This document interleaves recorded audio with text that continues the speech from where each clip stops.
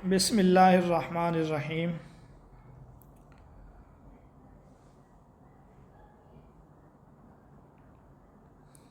آج کا جو سبق ہے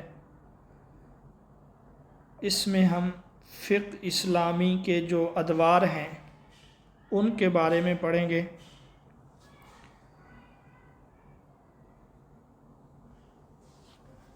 ایک منٹ سکالر۔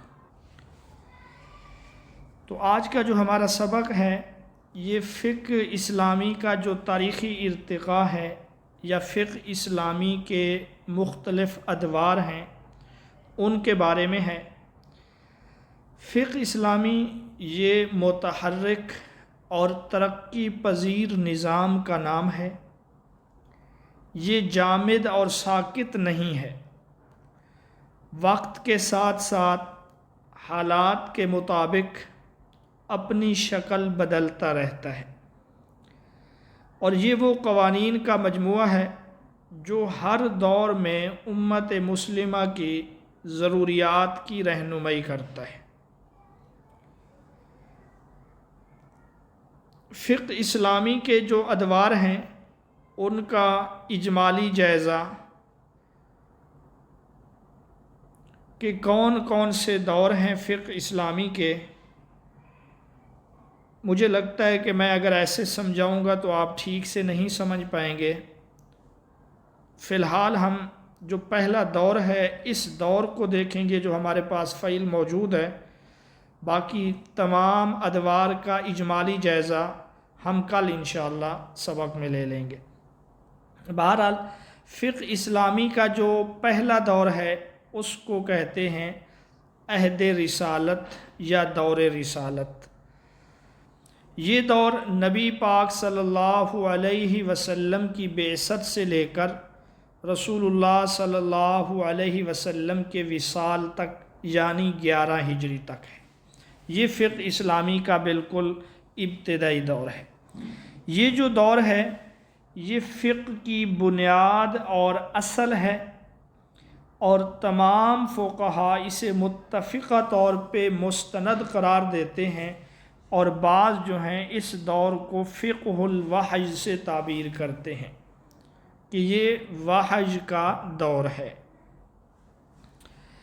آپ صلی اللہ علیہ وسلم کے زمانہ میں فقہ کی کوئی باقاعدہ تدوین نہیں ہوئی تھی۔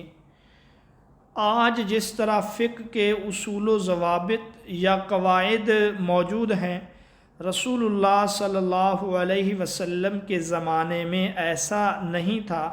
صحابہ کو کوئی بھی مسئلہ درپیش آتا وہ رسول اللہ صلی اللہ علیہ وسلم سے پوچھ لیتے تھے اور آپ صلی اللہ علیہ وسلم جواب دے دیتے تھے۔ آپ صلی اللہ علیہ وسلم کے زمانے میں ضرورت کے مطابق احکامات نازل ہوتے رہے، اور احکامات بھی آہستہ آہستہ نازل ہوئے، یک بارگی سارے احکامات نازل نہیں ہوئے۔ اسی طرح آپ صلی اللہ علیہ وسلم ان احکامات کے بارے میں جو مجمل تھے، جو مبہم ہوتے تھے، آپ صلی اللہ علیہ وسلم ان کی تشریح کرتے تھے، اور صحابہ جو تھے وہ اس پر عمل کر لیتے تھے۔ اب یہ جو پہلا دور ہے اس دور کا آغاز ہوتا ہے 41 ولادت باسعادت، رسول اللہ صلی اللہ علیہ وسلم کی ولادت کے 41ویں سال، یہاں سے اس دور کا آغاز ہوا، جب 17 رمضان المبارک کی رات، آپ سب جانتے ہیں سورۃ القدر میں اللہ نے فرمایا کہ ہم نے اس کو لیلۃ القدر کی رات میں نازل کیا، قرآن مجید کو۔ تو اس دور کا آغاز جو فقہ کا پہلا دور ہے 17 رمضان المبارک کی رات، جب آپ صلی اللہ علیہ وسلم پر آہستہ آہستہ قرآن کا نزول ہونا شروع ہوا، اس دور کا بھی آغاز ہوا۔ اور جو سب سے پہلی وحی تھی غار حرا میں، اس میں 5 آیتیں نازل ہوئیں جو سورۃ العلق کا حصہ ہیں۔ اقرأ بسم ربک الذی خلق، خلق الانسان من علق۔ آپ صلی اللہ علیہ وسلم پر نزول وحی کے 2 ادوار زیادہ مشہور ہیں۔ اب یہاں آپ دیکھیں نا، فقہ کو پڑھنے کے ساتھ ساتھ ہمارا قرآن کا حصہ بھی ہو رہا ہے، علوم القرآن کا بھی ایک حصہ اس سے ہمارا انشاءاللہ کور ہو جائے گا، اور سیرت کا بھی ایک حصہ اس سے ہمارا ہو جائے گا۔ تو بہرحال نزول وحی کے ادوار کو 2 ادوار میں علماء نے تقسیم کیا ہے۔ جو پہلا دور ہے اس کو کہتے ہیں مکی دور، اس کو مکی زندگی بھی کہتے ہیں۔ قرآن مجید کا وحی کا جو حصہ یا قرآن مجید کی جو صورتیں ہجرت سے پہلے نازل ہوئیں ان کو مکی صورتیں کہا جاتا ہے، خواہ ان کا نزول مکہ میں ہو یا مکہ کے گرد و نواح۔ اس دور میں یعنی مکی دور میں 86 صورتیں نازل ہوئی ہیں، اور یہ دور 12 سال 5 ماہ اور 13 دن پر مشتمل ہے۔ نزول وحی یا نزول قرآن کا جو دوسرا دور ہے وہ ہے مدنی دور۔ جو صورتیں ہجرت کے بعد نازل ہوئیں وہ مدنی صورتیں کہلاتی ہیں، خواہ وہ صورتیں مدینہ میں نازل ہوئیں یا مدینہ کے قرب و جوار میں یا کسی بھی جگہ پہ۔ ہجرت کے بعد قرآن مجید کا حصہ جہاں کہیں بھی نازل ہوا اس کو مدنی کہیں گے، اور اس دور میں 28 صورتیں نازل ہوئی ہیں۔ یہ دور 9 سال 9 ماہ اور 9 دن پر مشتمل ہے۔ اس لحاظ سے نزول وحی کا کل دور یا تاریخ فقہ اسلامی کا پہلا دور جو ہے وہ 22 سال 2 ماہ اور 22 دن پر مشتمل ہے۔ اس دور میں کل 114 صورتیں نازل ہوئی ہیں۔ اب ذرا ہم دیکھ لیتے ہیں کہ قانون سازی کے حوالے سے مکی دور میں کیا ہوا، مدنی دور میں کیا ہوا۔ تو مکی زندگی میں رسول اللہ صلی اللہ علیہ وسلم کے مخاطب کفار اور مشرکین تھے، اور اس وقت سب سے اہم مسئلہ عقائد کی درستگی، ان کے دلوں میں ایمان کا بیج بونا تھا کہ ان لوگوں کے عقائد درست ہوں۔ اس لیے زیادہ توجہ اعتقادی اور اخلاقی اصلاح پر مرکوز تھی۔ مکہ میں نبوت کے بعد آپ کا قیام 12 سال 5 ماہ 13 دن رہا، اور زیادہ تر صورتیں جو ہیں اسی دور میں نازل ہوئی ہیں۔ تقریباً 82 صورتیں ایسی ہیں جو بالاتفاق مکی ہیں۔ 12 صورتوں کے مکی یا مدنی ہونے کے بارے میں اختلاف ہے، تو گویا کہ 20 صورتیں بالاتفاق مدنی ہیں، 82 صورتیں بالاتفاق مکی ہیں۔ تو اس سے آپ اندازہ کر سکتے ہیں قرآن کا کتنا حصہ مکہ میں نازل ہوا۔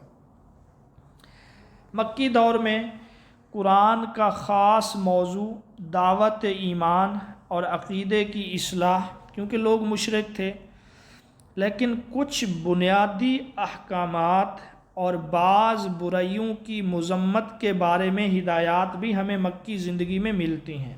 مثلاً قتل ناحق کی ممانعت۔ سورۃ الانعام مکی صورت ہے، آیت نمبر 151 میں لڑکیوں کو زندہ دفن کرنے کی مذمت۔ سورۃ التکویر قرآن مجید کی صورت ہے، اس میں ہے وَإِذَا الْمَوْءُودَةُ سُئِلَتْ۔ تو گویا کہ یہ حکم بھی مکی زندگی میں ہے۔ زنا کی حرمت سورۃ المومنون میں ہے کہ وَالَّذِينَ هُمْ لِفُرُوجِهِمْ حَافِظُونَ إِلَّا عَلَىٰ أَزْوَاجِهِمْ أَوْ مَا مَلَكَتْ أَيْمَانُهُمْ، کہ ایمان والے وہ ہیں جو شرم گاہوں کی حفاظت کرتے ہیں سوائے اپنی ازواج یا باندیوں کے، فَإِنَّهُمْ غَيْرُ مَلُومِينَ، یہاں ان کو کوئی ملامت نہیں ہے۔ اسی طرح یتیموں کے ساتھ بدسلوکی کی ممانعت مکی صورتوں میں ہے۔ سورۃ الانعام میں ہے لا تقربوا مال الیتیم الا باللتی ہی احسن، یتیم کے مال کے قریب نہ جاؤ۔ सूरत बनी इसराइल में है, यतीम के माल के करीब ना जाओ। नाप तोल में इंसाफ करने की हिदायत। औफुल कैला वल मीज़ान बिल क़िस्त, सूरतुल अनाम की आयत है कि माप और तोल इंसाफ के साथ करो। वैलुल लिल मुतफ़्फ़िफ़ीन, ये भी मक्की सूरत है। गैरुल्लाह के नाम पर जानवर की क़ुरबानी और नज़र की मुमानात, अल्लाह के नाम के अलावा किसी की मन्नत मानना, इसकी मुमानात भी मक्की ज़िंदगी में है सूरतुल अनाम में। और उन जानवरों का गोश्त खाने की इजाज़त जिन पर ज़िबा के वक्त अल्लाह का नाम लिया गया हो, ये मक्की ज़िंदगी में ये अहकाम हमें मिलते हैं। अगर हम इबादात को देखें, इबादात में नमाज को मक्की ज़िंदगी में फ़र्ज़ करार दिया गया था। ये मक्की का लफ्ज़ यहाँ पे छूटा हुआ है। और ईमान के फ़ौरन बाद जिस चीज़ का हुक्म दिया गया वो नमाज ही है। ज़कात के बारे में इख्तलाफ है, क्योंकि ज़कात का तज़किरा मक्की सूरतों में भी है, जैसे सूरतुल मोमिनून में है और दीगर सूरतों में है। तो मुमकिन है कि इजमाली हुक्म तो मक्का में ही दे दिया गया हो और मदनी दौर में उसकी तफसील बयान की गई हो। अमली ज़िंदगी से मुताल्लिक़ ज़्यादातर अहकाम ये आम तौर पे मदनी दौर में पेश किए गए हैं। तो ये तो है मक्की दौर में फ़िक़्ह इस्लामी की जो है तशरीई हैसियत या कानून साजी मक्का में। इसी तरह कुरान मजीद में जो फ़िक़ही अहकाम हैं, इनमें बाज़ अहकाम वो हैं जो बिल्कुल वाज़ेह हैं। नमाज, ज़कात, रोज़ा, इनकी फ़र्ज़ियत इस तरह वाज़ेह है। इसी तरह ज़िना, कत्ल, तोहमत तराशी, इनकी हुर्मत बिल्कुल वाज़ेह है। मिरास के अहकाम, निकाह के अहकाम, वो औरतें जिनसे निकाह हराम है, ये इस कदर वाज़ेह हैं, ये अक़ायद के दर्जे में है। इनका इनकार करना कुफ़्र है। बाज़ फ़िक़ही अहकाम जो कुरान मजीद में हैं, उनमें एक से ज़्यादा मानों का एहतमाल और इख्तिलाफ़ राय की गुंजाइश मौजूद है। उन मसाइल में इस्तिंबात और गौर व फ़िक्र से मुजतहिदीन मुख्तलिफ़ आरा पेश करते हैं। वहाँ एक दूसरे की तकफ़ीर बल्कि एक दूसरे को गुमराह तक कहने की इजाज़त नहीं है। जैसे नमाज में ज़ोर से आमीन कहना, नमाज में इमाम के पीछे सूरत फ़ातिहा पढ़ना, और इसी तरह उरू से क्या मुराद है, और भी काफ़ी अहकामात हैं। महर की कम अज़ कम मिक़दार क्या है, ये वो फ़िक़ही मसाइल हैं जिनमें इख्तिलाफ़ात मौजूद हैं, और यहाँ किसी की तकफ़ीर या किसी को गुमराह कहने की इजाज़त नहीं है। इसी तरह अहले मक्का जो थे, बल्कि अहले अरब, ये हज़रत इब्राहीम की उम्मत से ताल्लुक़ रखते थे, हज़रत इब्राहीम की नस्ल से ताल्लुक़ रखते थे, और अपने आप को हुनफ़ा भी कहते थे। तो उनमें कुछ चीज़ें ऐसी थीं, रसूम व रिवाज जो मुनसिफ़ाना और शरीफ़ाना थे, इस्लाम ने उनको बरकरार रखा है। मसलन क़िसास, दियत, क़सामत, मुक़दमात के साबित करने का तरीक़ा, निकाह में कुछ रिश्ते वो हैं जो हराम हैं। तो इस्लामी शरीयत ने आम तौर पे इस किस्म के अहकामात को बरकरार रखा है, और दूसरी किस्म के अहकाम जिनमें वो गुमराही में मुब्तला थे, इस्लामी शरीयत ने उनकी इस्लाह की है। कुछ में हिदायत और तरमीम, और कुछ को सिरे से ही इस्लामी शरीयत ने कल अदम करार दिया है। उनका हम ज़रा जायज़ा लेते हैं। ये वो सारे काम हैं जो फ़िक़्ह इस्लामी के पहले दौर में हुए हैं। مثلاً ان میں سے نکاح شغار ہے۔ زمانہ جاہلیت کے نکاحوں میں سے یہ ایک نکاح تھا، اور اس میں دو مرد ایک دوسرے سے اپنی محرم خاتون کا نکاح کرتے تھے اور ایک نکاح کو دوسرے کے لیے مہر قرار دیتے تھے۔ رسول اللہ صلی اللہ علیہ وسلم نے اس سے منع فرمایا اور فرمایا کہ لا شغار فی الاسلام، اسلام میں شغار نہیں ہے۔ وٹا سٹا اور چیز ہے، شغار جو ہے وہ الگ چیز ہے۔ یہاں نکاح شغار میں یہ ہے کہ دو لوگ محرم خواتین کا اس شرط پہ نکاح کرتے ہیں کہ نہ تم حق مہر دو گے اور نہ میری طرف سے۔ اسی طریقے سے ایک غلط رسم یا ایک غلط چیز میں جو مبتلا تھے زمانہ جاہلیت سے، وہ سوتیلی ماں سے نکاح۔ والد کی وفات کے بعد لڑکا اپنی سوتیلی ماں سے نکاح کر لیتا تھا۔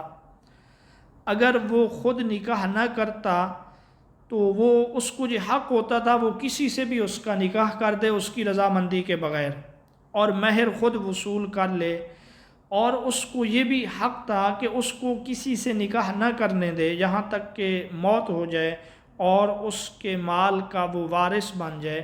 قرآن نے اس طریقے کی مذمت فرمائی اور اس سے منع کر دیا، فرمایا وَلَا تَنْكِحُوا مَا نَكَحَ آبَاؤُكُم مِّنَ النِّسَاءِ، جن عورتوں سے تمہارے باپ نکاح کر چکے ہیں تم ان سے نکاح نہیں کر سکتے۔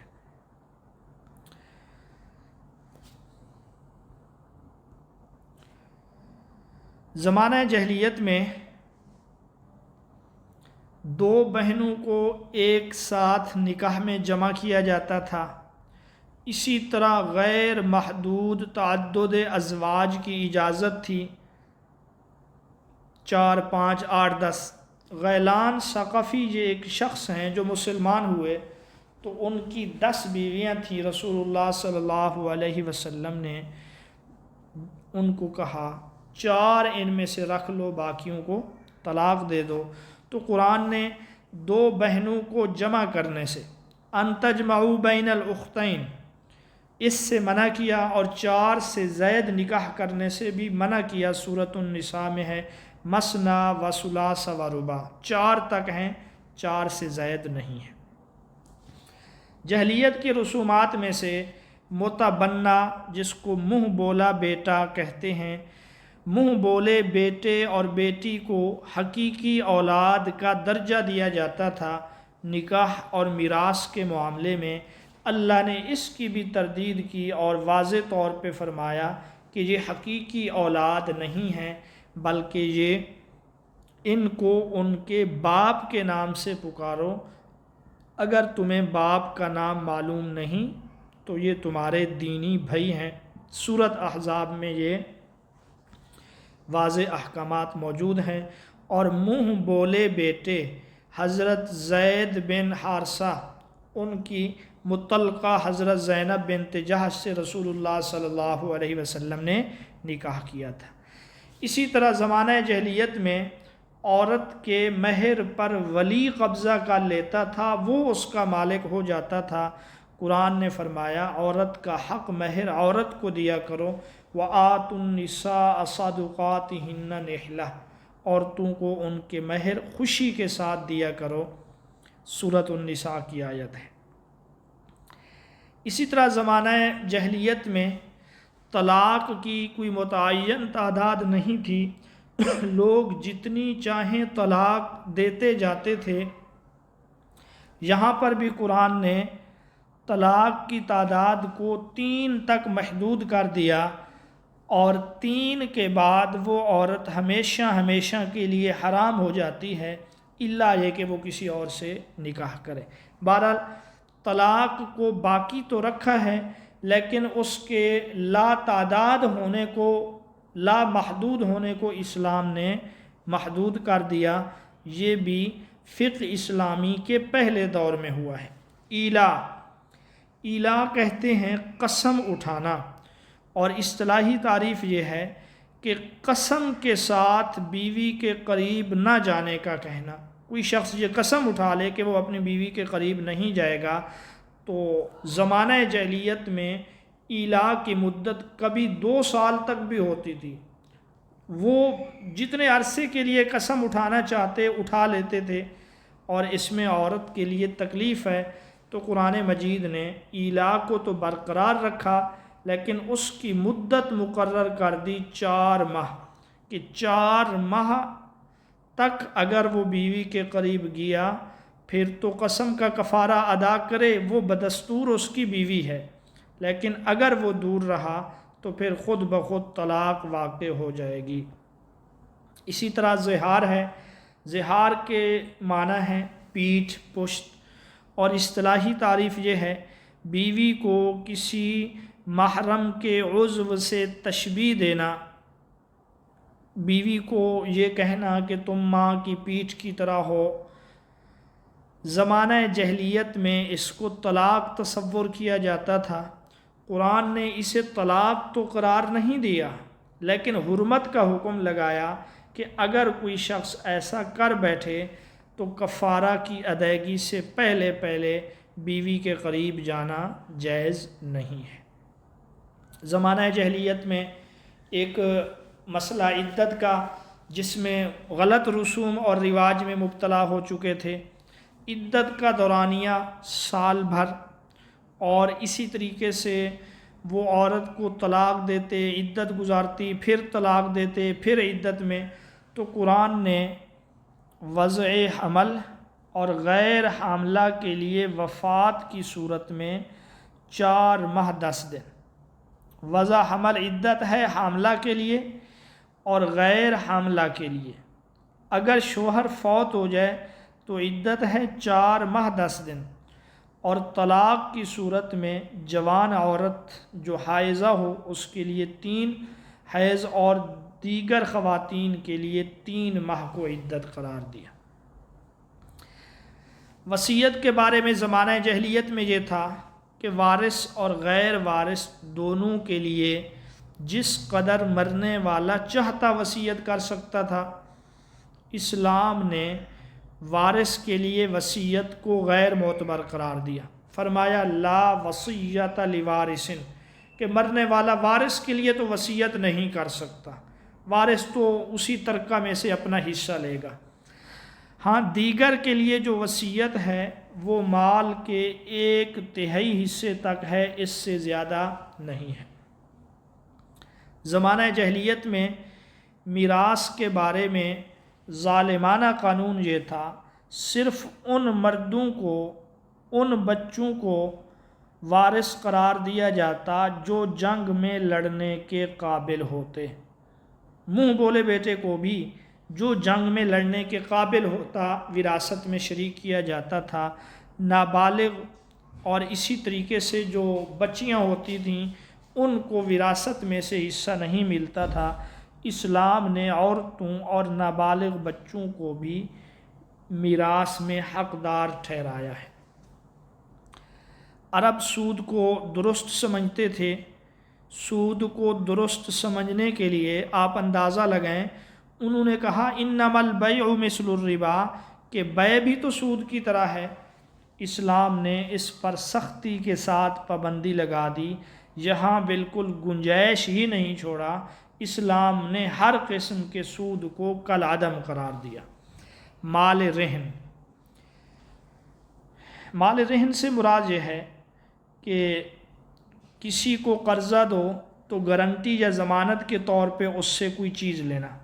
جاہلیت میں ایسا ہوتا تھا کہ اگر مقروض وقت پر قرض ادا نہ کرتا تو وہ شخص اس چیز کا اپنے آپ کو مالک سمجھتا تھا اور ہمیشہ کے لیے وہ چیز اس کی ہو جاتی تھی۔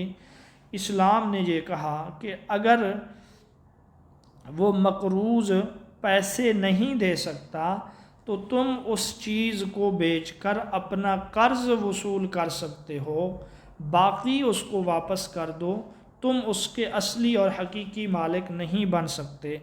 زمانہ جاہلیت میں خرید و فروخت کے کچھ ناجائز طریقے رائج تھے، مثلا خرید و فروخت کے دوران اگر کسی چیز کو وہ چھو دیتے یا کسی چیز پر کنکری پھینک دیتے یا وہ خریدار کی طرف کسی چیز کو پھینک دیتا تو پھر اس صورت میں اس کو خریدنا لازم ہو جاتا تھا۔ اس کو کہتے ہیں بیع منابضہ، ملامسہ اور بیع الحصات۔ منابضہ کا مطلب ہے پھینکنا، پھینکنے سے ہی بیع پکی ہو جاتی، ملامسہ چھونے سے ہی، اور بیع الحصات کنکری ڈالنے سے ہی۔ رسول اللہ صلی اللہ علیہ وسلم نے ان طریقوں سے منع کیا، کیونکہ اس میں ممکن ہے دوسرے فریق کی رضامندی ہو یا نہ ہو، ممکن ہے اس چیز میں کوئی عیب ہو، محض ہاتھ لگانے سے، چھونے سے، پھینک دینے سے، کنکری پھینکنے سے بیع نہیں ہوتی۔ اسی طرح نجش ہے، نجش کا مطلب ہے دھوکہ دینا۔ لوگ کسی سامان کی قیمت بڑھانے کے لیے مصنوعی طور پہ بولی لگا دیتے تھے، رسول اللہ صلی اللہ علیہ وسلم نے اس سے بھی منع کیا۔ قتل اور جسمانی تعدی اور ظلم و زیادتی کے بارے میں زمانہ جاہلیت میں یہ تھا کہ وہ قاتل سے بڑھ کر اس کے متعلقین اور پورے قبیلے کو مجرم سمجھتے تھے۔ آج کل بھی اسی طرح ہے۔ قرآن نے اس سے منع کیا کہ مقتول کے بدلے میں صرف قاتل ہی کو قتل کیا جائے، اس سے بدلہ لیا جائے، اس کے علاوہ کسی اور کو کچھ نہ کہا جائے۔ حج کے بارے میں کچھ غلط رسومات تھے، مثلا جو قریش تھے وہ مزدلفہ سے آگے جانے کو اپنے لیے عار سمجھتے تھے، یہ عار عین کے ساتھ ہے، یعنی عیب سمجھتے تھے، عرفات میں نہیں جاتے تھے۔ قرآن نے سب کو عرفات میں جانے کا حکم دیا، بلکہ وقوف عرفہ کو حج کا اہم رکن قرار دیا کہ جو وقوف عرفہ نہیں کرے گا اس کا حج نہیں ہوگا۔ تو یہ کچھ اہم چیزیں تھیں زمانہ جاہلیت کی فقہ اسلامی نے یا اسلامی شریعت نے یا رسول اللہ صلی اللہ علیہ وسلم کے دور میں ان میں سے کچھ کی اصلاح کی گئی ہے، اور جو عدل و انصاف کے تقاضوں کے بالکل خلاف تھے ان کو ختم کر دیا گیا، جیسے سود ہے۔ فقہ اسلامی کے پہلے دور میں دین کی تکمیل بھی ہوئی ہے۔ رسول اللہ صلی اللہ علیہ وسلم کے زمانے میں دین مکمل ہو چکا تھا۔ الیوم اکملت لکم دینکم واتممت علیکم نعمتی، یہ والی آیت نازل ہو چکی تھی۔ اس آیت کے 81 دن بعد رسول اللہ صلی اللہ علیہ وسلم اس دنیا سے رخصت ہوئے۔ اس آیت کے بعد حلال و حرام کے بارے میں کوئی اور حکم نازل نہیں ہوا۔ عہد رسالت میں فقہ کی ایک خصوصیت یہ بھی تھی کہ اس دور میں صحابہ کثرت سے سوالات نہیں کرتے تھے، بلکہ ضروری سوالات پوچھتے تھے اور آپ صلی اللہ علیہ وسلم ان کے جواب دیا کرتے تھے۔ اور اس امت کی سب سے باصلاحیت اور سب سے بہترین جماعت جو تیار ہوئی ہے وہ بھی اسلامی فقہ کے پہلے دور میں۔ آپ صلی اللہ علیہ وسلم نے جن امور پر خصوصی توجہ دی ان میں سے تعلیم کتاب ہے۔ آپ کتاب کی تعلیم دیتے، کتاب اللہ کی تشریح کرتے، حکمت کی تعلیم دیتے، تزکیہ نفس اور جماعت صحابہ کی تربیت کرتے۔ خود قرآن مجید میں ہے لَقَدْ مَنَّ اللَّهُ عَلَى الْمُؤْمِنِينَ إِذْ بَعَثَ فِيهِمْ رَسُولًا مِّنْ أَنفُسِهِمْ يَتْلُو عَلَيْهِمْ آيَاتِهِ، کہ وہ ان پر آیات تلاوت فرماتا ہے، وَيُزَكِّيهِمْ اور انہیں پاک کرتا ہے، وَيُعَلِّمُهُمُ الْكِتَابَ اور انہیں کتاب کی، والحکمہ اور حکمت کی تعلیم دیتا ہے، وَإِنْ كَانُوا مِنْ قَبْلُ لَفِي ضَلَالٍ مُبِينٍ اگرچہ وہ اس سے پہلے کھلی گمراہی میں پڑے ہوئے تھے۔ عہد نبوی میں فقہ کے ماخذ کیا تھے؟ تو عہد نبوی میں فقہ کے جو ماخذ تھے بعض کتب میں آپ کو 2 ملیں گے، کتاب اللہ اور سنت رسول اللہ، اور بعض کتب میں آپ کو فقہ کے ماخذ 3 ملیں گے، اور وہ تیسرے نمبر پر ہے اجتہاد۔ بہرحال رسول اللہ صلی اللہ علیہ وسلم کے زمانے میں تمام اسلامی قانون اور شریعت کے لیے مصدر، منبع یا سرچشمہ وہ رسول اللہ کی ذات ہی تھی۔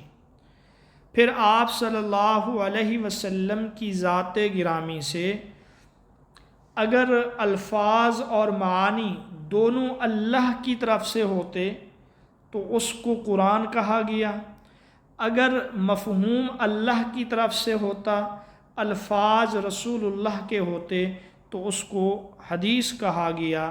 لیکن اصل جو سرچشمہ ہے، اصل جو منبع ہے یا اصل جو مصدر ہے وہ رسول اللہ کی ذات ہی ہے۔ بہرحال آج کے اس سبق میں ہم اجتہاد کو مختصر دیکھیں گے کہ رسول اللہ کے زمانے میں اجتہاد کس طرح ہوا، اور اگلے سبق میں ہم کتاب اللہ اور سنت کو تفصیل سے دیکھیں گے۔ جب کتاب اللہ اور سنت کو یہاں پہ ہم تفصیل سے پڑھیں گے تو اس سے ہم جو آؤٹ لائن میں دیکھ آئے ہیں فقہ اسلامی کے ماخذ، اور اسی طریقے سے عدم حرج، قلت تکلیف، نسخ، وہ سارے ٹاپک جو ہیں نا ہمارے کلیئر ہو جائیں گے۔ آپ صلی اللہ علیہ وسلم نے بذات خود بھی اجتہاد کیا، اور بعض مواقع پہ صحابہ نے بھی اجتہاد سے کام لیا۔ آپ صلی اللہ علیہ وسلم جب کسی معاملے میں اجتہاد فرماتے، اگر وہ اجتہاد اللہ کے ہاں درست ہوتا تو اس کو برقرار رکھا جاتا، اور اگر ایسے نہ ہوتا تو بذریعہ وحی اسے منسوخ کر دیا جاتا۔ اب دیکھیں نا، جو کہتے ہیں کہ فقہ کے 2 ماخذ ہی تھے رسول اللہ کے زمانے میں، ان کی دلیل یہی ہے کہ رسول اللہ اجتہاد کرتے، اگر وہ اجتہاد درست ہوتا تو اس کو برقرار رکھا جاتا، تو گویا کہ وہ یا تو کتاب اللہ کے مطابق ہے یا سنت رسول اللہ کے مطابق ہے۔ لیکن اگر وہ اجتہاد درست نہ ہوتا تو وحی کے ذریعے اس کو منسوخ کر دیا جاتا، گویا کہ اجتہاد اس زمانے میں الگ سے نہیں تھا، بلکہ اجتہاد یا تو کتاب اللہ اور سنت کے مطابق، اگر اس کے مطابق نہ ہوتا تو اس کے مطابق کر دیا جاتا وحی الہی کے ذریعے۔ اس لیے وہ کہتے ہیں کہ صرف 2 ہی ماخذ تھے۔ مثلا غزوہ بدر، جس میں 70 کافر قیدی ہوئے، اور ان قیدیوں کے بارے میں مشورہ کیا گیا کہ کیا کیا جائے۔ حضرت صدیق اکبر نے یہ مشورہ دیا کہ فدیہ لے کر، رقم لے کر ان کو رہا کر دیا جائے، اللہ ان کو اسلام کی توفیق دے دے گا، اور اس فدیہ اور رقم سے مسلمانوں کے مالی معاملات بہتر ہو جائیں گے۔ حضرت عمر کی رائے یہ تھی کہ ہر ایک اپنے قریبی رشتہ دار قیدی کو اپنے ہاتھوں سے قتل کرے۔ رسول اللہ صلی اللہ علیہ وسلم نے اجتہاد کے ذریعے حضرت صدیق اکبر کے مشورے کے مطابق فدیہ لینے کا فیصلہ کیا۔ اس پر اللہ کی طرف سے عتاب ہوا۔ عتاب کا مطلب تنبیہ، اور گویا کہ اس اجتہاد کو منسوخ قرار دیا گیا کہ ایسا نہیں کرنا چاہیے تھا۔ تو بذریعہ قرآنی واحد نہیں ہے، یہ لفظ بذریعہ قرآنی وحی ہے، تو اس اجتہاد کو منسوخ کر دیا گیا۔ یہ ایک مثال ہے۔ رسول اللہ صلی اللہ علیہ وسلم کے زمانے میں صحابہ کب اجتہاد کرتے تھے؟ عام طور پہ جب صحابہ سفر میں ہوتے اور رسول اللہ سے دربار نبوی میں حاضر ہو کر پوچھنا ممکن نہ ہوتا تو وہ صحابہ اجتہاد کرتے تھے۔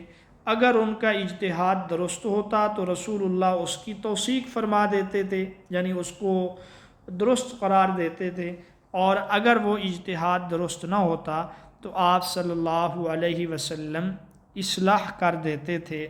تو اس سے بھی یہی معلوم ہوتا ہے کہ رسولullah کے زمانہ میں صحابہ کرام اجتہاد سے کام لیتے تھے۔